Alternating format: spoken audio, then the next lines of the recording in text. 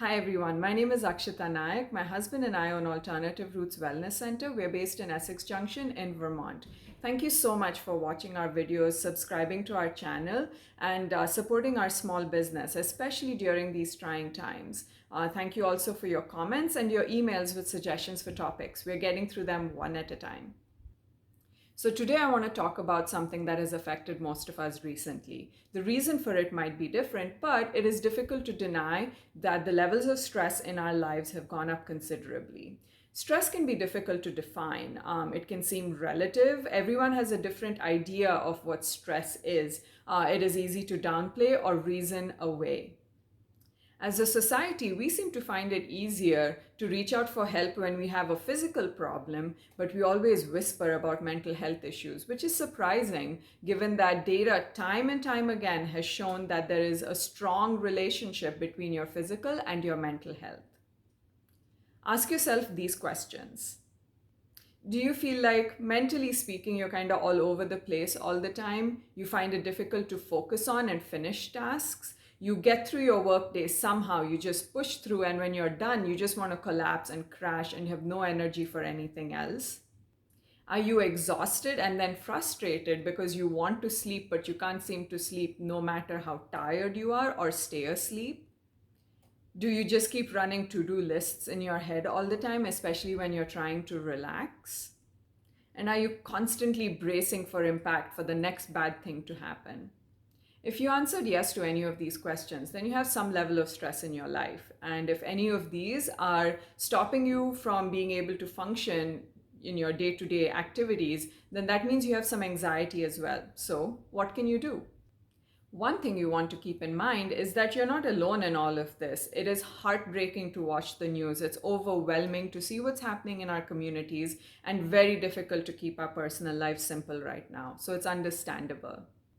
We're in a constant state of fight or flight. Here's the thing though, fight or flight didn't evolve to efficiently deal with a constant barrage of stress. It does really well when it has to get you out of a difficult situation. But if it has to keep going and going and going and going, just because the stress around you is not getting any less, then the same system that was in place to help you out becomes the issue. Your biochemistry dictates your behavior. And so, if your stress systems are overwhelmed or they are overreacting, then that is exactly how you will react and feel as well. So, what are some suggestions that I have for you? First, you want to remember to set yourself up for success, not failure. This means you don't try to do everything all at once. You don't try to do everything perfectly. If you don't have the capacity to do it, that is fine. Do one small thing and work your way up. I would also very strongly recommend that you speak to a healthcare professional that can tell you what is happening behind the scenes and see if medication and or therapy can help you out. Both of these can help you gain some clarity so you're able to give an honest attempt to these suggestions that I have for you. If you're overwhelmed and cluttered in your mind, it might become difficult to pay attention to some of these things. So the first thing I would recommend is pranayama or controlled breathing and some muscle relaxation. These have all been shown to have beneficial effects on stress, and there are a few different ways to do this. These are some very basic ideas. You can definitely build on this if you want to, but this is a good place to start. The first one would be just a deep breath in and a deep breath out, focusing and making sure your belly is expanding and contracting with this so that they're not shallow breaths, they're down deep, right? So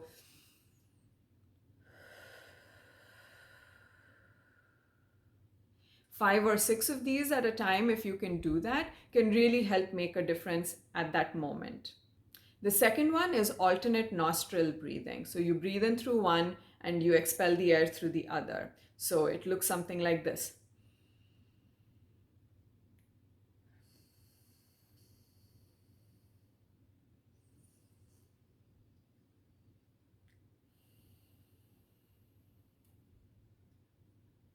Five or six of these to start out with during the day can definitely make a difference. For both of these, you want to make sure you set a few, a minute or two aside that you practice this. So you aren't bringing it into play only when you're feeling overwhelmed or stressed. It becomes routine for you. So when you need it, you're able to use it. The third one is a 4-7-8 breathing technique, which is where you breathe in for 4 through your nostril, hold for 7 counts, and then you expel the air through your mouth for 8. And that looks something like this.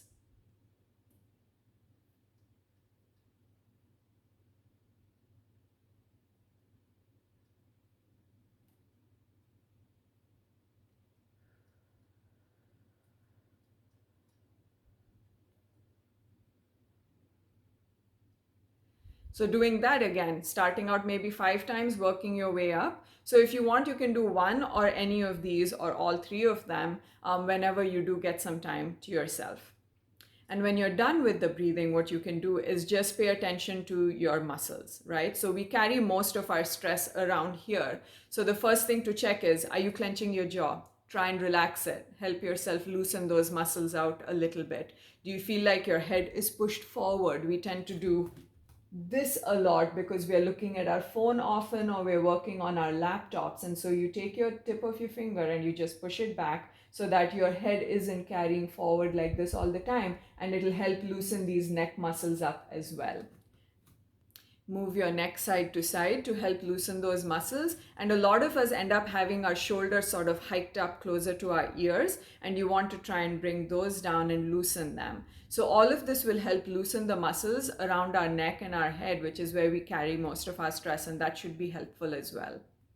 The second one is to drink plenty of water. We tend to think about our diet and calories and exercise and all these other things when we think about healthy habits, and we tend to overlook our fluid intake and water intake. So it's very important to make sure that you're drinking a good amount of water. And in times of stress, this is especially overlooked. So what I recommend to my clients is that they keep a bottle of water in plain sight so that you remember to drink water and you aren't waiting till you're really parched before you go ahead and reach for that glass of water. So this is just something to keep in mind because it helps flush our systems and can really play a big role in helping our stress hormones balance themselves out. The third one is a morning exercise routine. Now, over the past decade, we have learned that exercise can play a big role in managing our stress hormones, helping with anxiety, helping with depression. Now, if you're anxious, stressed, or depressed, and someone tells you to exercise, that can be extremely frustrating. I know that. I've been there, so I get it. And that is why I think it's very important to make sure you reach out to a healthcare professional to see what you can do beforehand to help out with your anxiety, depression, or this stress, just to see what you can do to help control that a little bit so you're able to give, especially this suggestion, a try. Morning exercise as soon as you wake up is something that's very important in helping balance your stress hormones. Now, I have a toddler at home, so I know you can't do it first thing in the morning every single day. So just as early in your day as possible. If you need to, you can have a small snack beforehand, or you can just do this on an empty stomach as well. That depends on you. That's a decision you need to make based on how your blood sugar handles first thing in the morning. You don't need to exercise until you're ready to drop. It's time to exercise smart, not hard. The idea is a 2 or 3 minute routine, right? Which includes some sort of a warm up. And after you're done, just make sure you stretch and cool down as well. Choose 2 or 3 exercises that help elevate your heart rate, and choose 2 or 3 exercises that use your own body weight as resistance, and then alternate them. Do each one, maybe if you want to start out with for 10 or 15 seconds, work up to 30 seconds and do the next one. And if you want, you can repeat this entire cycle, but the idea is to start out with something just for 2 or 3 minutes. You don't need to do anything very long. All you want to do first thing in the morning is make sure your heart rate and your activity levels go up.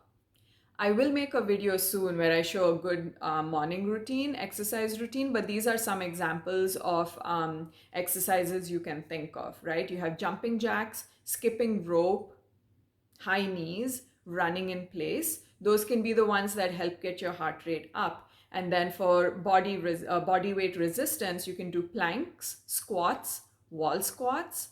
Now, if you have any injuries or any issues with particular positions, then you want to make sure you speak to someone who can help you come up with an exercise routine that meets your requirements and your ability levels. So don't try to do something that will cause injury. The fourth thing I'd like to talk to you about is the relationship between food and mental health. Times of stress are probably not the best time to try a whole new diet with all kinds of big changes. If you're unable to focus on your diet for right now, that is fine. Start with any of the other suggestions that I have for you and then work your way up to this. If you are able, make some small changes. You can even just add a small handful of nuts between breakfast and lunch, or lunch and dinner, whichever one has a larger time gap between them. This just helps manage your blood sugar levels better, and that in turn will help manage your stress hormones as well. Don't try big new things. Don't try to be perfect. Start with small steps. They might seem inconsequential to you, but they add up very quickly when it comes to your health. There is a huge relationship between food and mental health, and I see this often as guilt, cravings, fear, stress, amongst other things. Popular diets tend to have a lot of negative connotations around them. Eat clean indicates that some foods are dirty, cue the guilt. Eat whole foods indicates that using conveniences like pasta sauce from a jar is wrong, so cue the stress. Avoid all sugar and all sweets and all flours indicates that there is something unhealthy about them in all portion sizes. So now cue the stress, the guilt, and the cravings.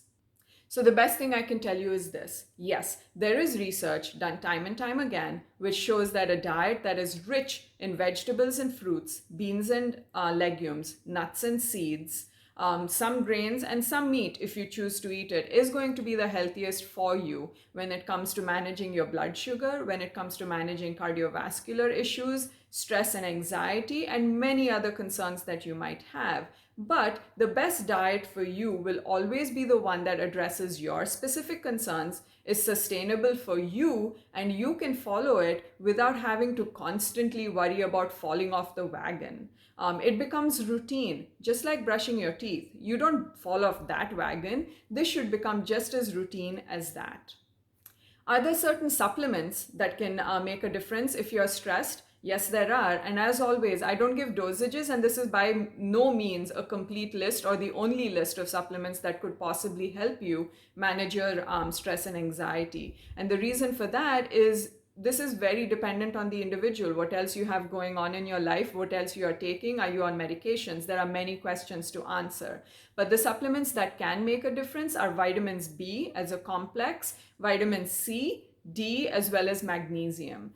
The foods that are rich in these include beans and legumes, nuts and seeds, dark green leafy vegetables, mushrooms, and just basically trying to get a varied diet when it is possible for you to do that.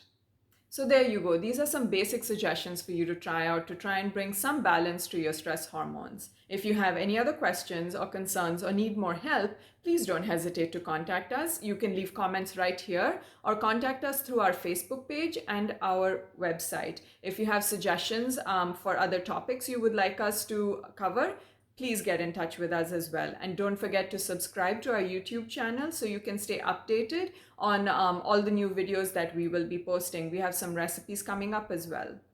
As always, thank you so much for your time. Be well.